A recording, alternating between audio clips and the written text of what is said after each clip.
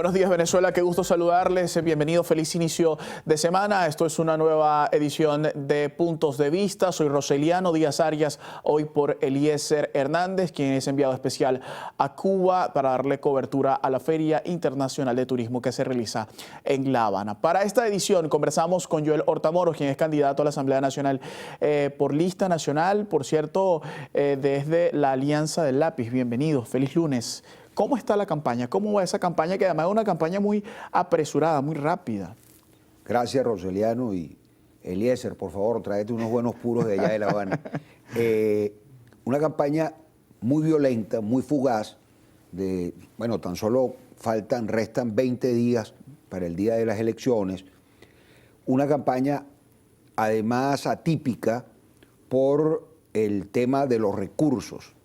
Hemos observado unas campañas no tumultuosas o tumultuarias de grandes tarimas, cosa que me parece magnífico, porque en estos tiempos de profunda crisis económica es muy chocante para la gente, para el elector, que mientras está sufriendo tanta necesidad, se estén gastando millones de dólares en campañas mediáticas o en entarimados costosísimos o en movilizaciones de distintos poblados a las capitales de los estados para poder hacer este tipo de actos. Yo estoy convencido que el electorado ha madurado y sobre todo desde el 28 de julio pasado, en las elecciones presidenciales, el elector despertó mucho más conciencia sobre la fortaleza del voto, la necesidad de la participación, aún con la frustración que pudo sentir en ese momento. Es importante señalar que candidatos independientes como mi persona fuimos tomados en consideración en la Alianza del Lápiz, cosa que le agradezco profundamente a Antonio Ecarri, por cuanto tú bien sabes que yo no tengo militancia política y me he dedicado durante muchos años más al análisis político que al activismo político como tal. Es importante que comprenda el elector venezolano que la próxima Asamblea Nacional será de una importancia vital para la República, por cuanto se va a discutir la reforma constitucional.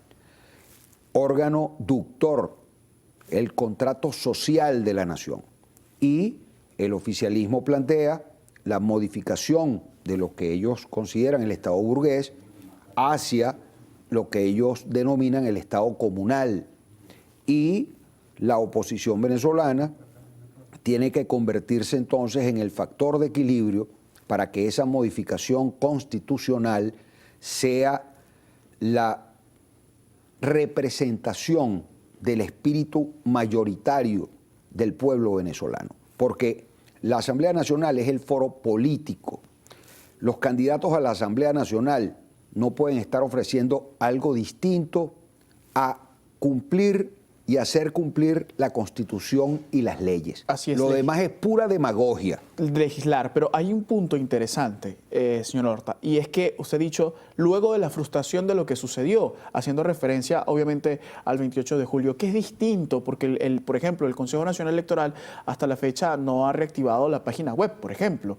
Están las condiciones dadas para que factores tanto de oposición, del oficialismo, vayan a contarse, a medirse con luego de lo que sucedió el 28 de julio. Fíjate, en la vida nada tiene condiciones perfectas. Vimos correr a Junior hace nada en el Kentucky Derby y lo ganó. Enhorabuena, por cierto. Enhorabuena, por cierto, y felicidades. ¿Y cómo lo ganó? En condiciones adversas. No partía como favorito, con una cancha mojada. Y ahí con la fusta y con la buena conducción obtuvo el premio. Y si nos vamos por analogía, por ejemplo, al béisbol, Altuve batea mucho más honrones que hombres que miden 2 metros y él mide unos 67. Entonces, en la vida, uno tiene que trabajar con lo que tiene, con las condiciones que se tienen. ¿Tenemos condiciones adversas? Sí, pero hay que transitar por ellas y derrotarlas. La ciudadanía venezolana está hastiada que su propia dirigencia no se ponga por encima de sus aspiraciones personales, de sus caprichos, de su ego, de su vanidad.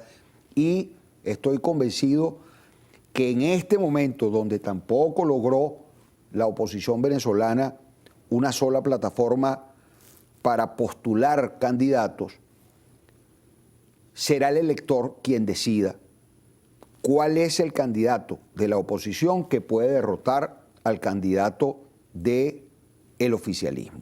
Debemos decir con toda claridad que el oficialismo sigue siendo la primera minoría. ¿Y por qué es la primera minoría? Porque la mayoría, que es la oposición, está fracturada en muchísimas partes. Si esto no fuese así, todas las estadísticas indican que la próxima Asamblea Nacional estaría integrada por una mayoría opositora. Y lo mismo ocurre con el número de gobernadores.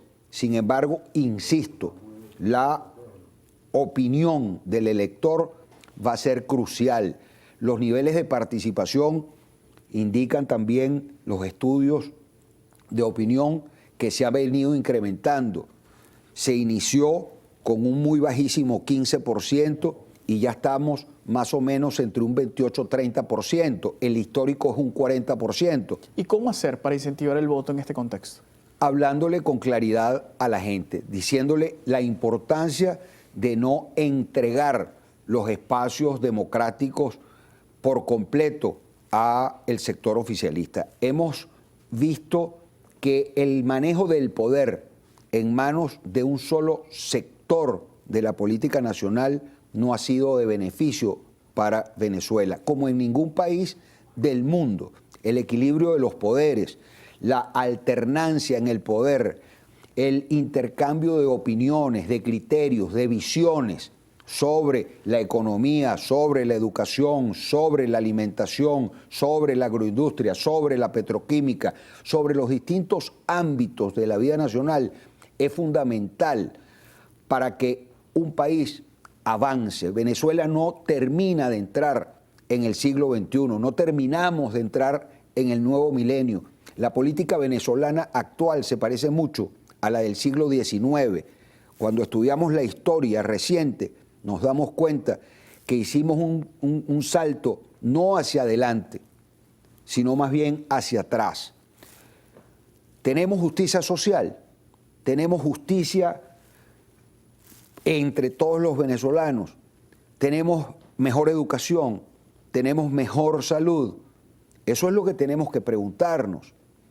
¿Hay inclusión? Sí, mucho más que la que hubo probablemente en los últimos 10 años de lo que se llamó la Cuarta República, que se agotó. Para mi gusto, la Quinta también se agotó. Debemos construir entre todos una Sexta República mucho más equilibrada, mucho más parecida a toda la nacionalidad venezolana, porque somos diversos en el pensamiento, somos diversos en la forma de ver la vida, y así tenemos que hacer los dirigentes políticos honestamente, transmitir lo que la gente nos dice y lo que la gente quiere expresar, y no puede hacerlo sino a través de nuestras voces. A ese punto voy. Usted hoy es candidato a lista nacional. ¿Qué quiere la gente expresar? ¿Qué propuesta va a llevar Joel Horta Moros a la Asamblea Nacional? ¿Cuál es la bandera de Joel Horta Moros hoy? La bandera tiene que ser, vuelvo a lo mismo, la verdad. Yo creo en un Estado descentralizado. Yo estoy convencido que el centralismo le ha hecho un daño brutal, terrible a la República. Estoy convencido que tenemos que modificar la ley de hidrocarburos para poder nosotros ir a una apertura que nos permita efectivamente trasladar el petróleo que está en el subsuelo de Venezuela a el bolsillo del venezolano. No hacemos nada diciendo que tenemos las mayores reservas de petróleo del planeta y el salario mínimo sea vergonzoso y esté pulverizado. No es posible que tengamos de las mayores reservas de gas del planeta y no tenga nuestra gente seguridad social. No es posible que tengamos las riquezas que tenemos en oro, en diamante, en bauxita, en tierras raras, en coltán, en 27 de las 32 que existen en el planeta, y usted vaya a un hospital y tenga que llevar la gasa, el alcohol, el antibiótico. No es posible que teniendo esas riquezas los padres tengan que hacer malabares para poder comprar y dotar a su muchacho para que vaya al colegio 2 o 3 días, porque los maestros tienen que estar matando tigres para poder complementar su salario. ¿Pasa todos estos puntos por la Asamblea Nacional, por la legislatura venezolana, o es una decisión exclusiva del Ejecutivo? No, es que nosotros tenemos que ser garantes de decirle al gobierno, al Ejecutivo, en ese contrapeso de poderes: señor, lo está haciendo bien en esto, aquí está más o menos y aquí está muy mal. Regularicemos esta situación a través del diálogo, de la conversación. No nos veamos como enemigos, sino como adversarios y como venezolanos que somos todos, para poder mejorar nuestro país. Me hizo recordar a Yaya Cruz en el contrato social. Conversamos hoy con Joel Horta-Moros, candidato lista nacional a la Asamblea Nacional de Venezuela por Alianza del Lápiz. Al regreso analizamos juntos la situación política actual de nuestro país. Marcamos la pausa, volvemos en segundos. Estamos de vuelta, esto es Punto de Vista. En el segmento anterior conversábamos sobre temas de gobierno y de su candidatura con Joel Horta-Moros a la Asamblea Nacional. En este segmento aprovechamos pues su presencia acá para analizar algunos temas, consultarle pues como analista político de dilatada trayectoria, pues algunos temas coyunturales del país. Si bien es cierto, estamos a muy pocos días de una elección que convoca pues a los ciudadanos para elegir a los candidatos o a los gobernadores, quiero decir, también a los diputados de la Asamblea Nacional y, por supuesto, a los legisladores, a los consejos municipales, ahora regionales, quiero decir. Ahora, el tema aquí de análisis es interesante. ¿Qué sucede, Joel, luego de este proceso electoral si el gobierno en una de esas dos formas que existen según la Constitución y de pronto tenemos como en el 2015 o existe en el país una asamblea, un legislativo con mayoría opositora y se convoca a una Asamblea Nacional Constituyente? Iremos a un nuevo proceso electoral. ¿Cómo queda la oposición venezolana o cómo quedan los actores independientes ante ese escenario? Yo debo decir que el 2015 fue una victoria abrumadora del sector opositor y arrojada por el Albañal por la arrogancia. De aquellos 6 meses, ¿no? 6 meses. ¿No? Te doy 6 meses para que te vayas. Mientras, y se lo debo comentar a la audiencia, hubo una comunicación enviada de parte del presidente Maduro a el entonces designado presidente de la Asamblea Nacional, diputado Henry Ramos Alup, a quien en ese momento no le correspondía la presidencia, porque el acuerdo de los sectores de oposición era que quien obtuviera el mayor número de votos presidiría el primer año, y así sucesivamente, de modo que le tocaba a Borges, que tampoco hizo ninguna gran gestión. Allí fue torpeza tras torpeza. Ese mismo día, donde el presidente de la República rendía cuentas a la Asamblea Nacional en el acto de instalación, lejos de tender puentes, lejos de buscar estrechar la mano al Ejecutivo, lo que hizo fue abofetearse al Ejecutivo Nacional. Bueno, en una torpeza anterior de la oposición en el 2005, se le había otorgado toda la Asamblea Nacional y allí entonces el gobierno instaló todo el tinglado jurídico-político que le permite tener todos los poderes en su mano. ¿Qué hizo el gobierno? Tú dices que me vas a sacar en 6 meses. Ningún gobierno se deja tumbar así de fácilmente. Ninguno. Y este ha demostrado bastante dureza para sostenerse en el poder. Entonces, ¿qué sucedería si ocurre que hay mayoría parlamentaria? Bueno, lo primero es llamar a la sensatez a la oposición venezolana y entender que el poder legislativo no está facultado bajo ninguna circunstancia para procurar la salida del Ejecutivo.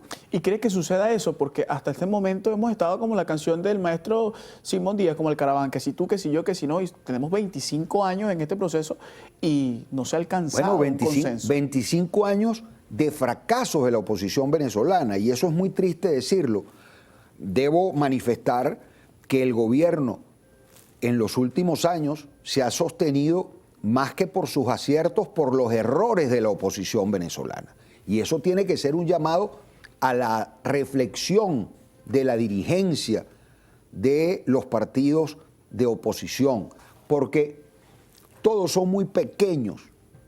El único partido de masas que queda aún en Venezuela es el PSV, es decir, el único partido con una estructura piramidal que tiene una base social más o menos importante, mucho más disminuida de la que tuvo cuando su base de votación era sobre los 7,5 millones de votos. Eso se ha venido muy a menos, producto del desgaste del ejercicio del poder. Ahora, cuando sumas a todo el resto de los partidos de oposición, más o menos están del mismo tamaño. Entonces, ¿qué es lo que debe hacerse? Entender el gobierno que no puede seguir sobreestimándose y subestimando a la oposición, y no debe la oposición venezolana seguir sobreestimándose y subestimando a el oficialismo. Tenemos que buscar, y tú lo decías bien cuando recordabas a Rousseau, que lo que conocemos como democracia occidental está viviendo una profunda crisis.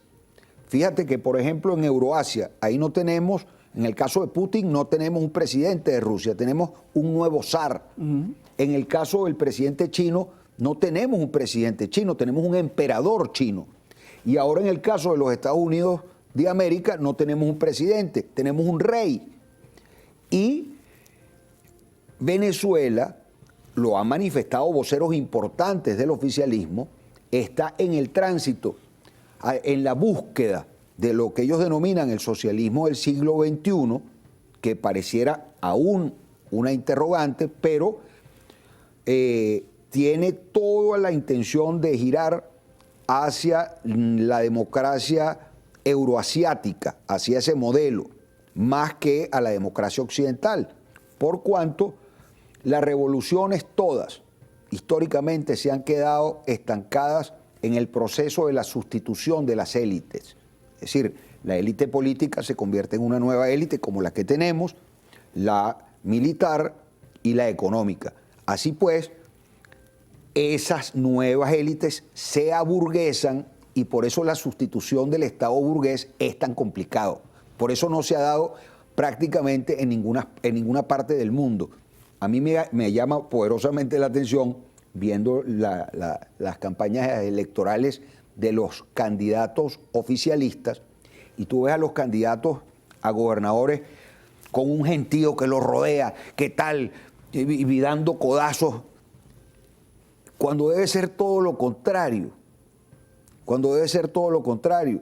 Entonces vemos, por otra parte, a los candidatos de la oposición procurando igualar la potencia de los actos o los eventos del oficialismo, cosa que es muy difícil porque algo que hay que buscar en esta nueva legislatura es la financiación de los partidos políticos para que haya mayor equilibrio. Está interesante el análisis, nos toca despedir justo ahora esta edición de Puntos de Vista. Hoy conversamos con Joel Horta Moros, quien es candidato a la Asamblea Nacional, lista nacional por Alianza del Lápiz, también analista político. Hacía un balance en torno a estos 25 años de, como yo le decía, del Alcaraván, de tira, dame, que si tú, que si yo, que si no. Y hacía una referencia interesante, por cierto, de estos modelos políticos de Euroasia. Y si bien es cierto, vamos encaminados hacia allá, solo tenemos un gran tema coyuntural que resolver. Por ejemplo, en China, para que lleguen los ejecutivos, o mejor dicho, las personas a cargos de elección pública y también al tren ministerial, hacen una preparación larga, extendida. Aquí tenemos, por ejemplo, ministros que ostentan hasta 4 o 5 cargos. Es un análisis interesante que pudiésemos hacerlo sin duda alguna en cualquier otro espacio, por supuesto, en cualquier otro momento en este programa. Nos despedimos. Soy Roseliano Díaz Arias, agradezco profundamente su sintonía. Será hasta el día de mañana.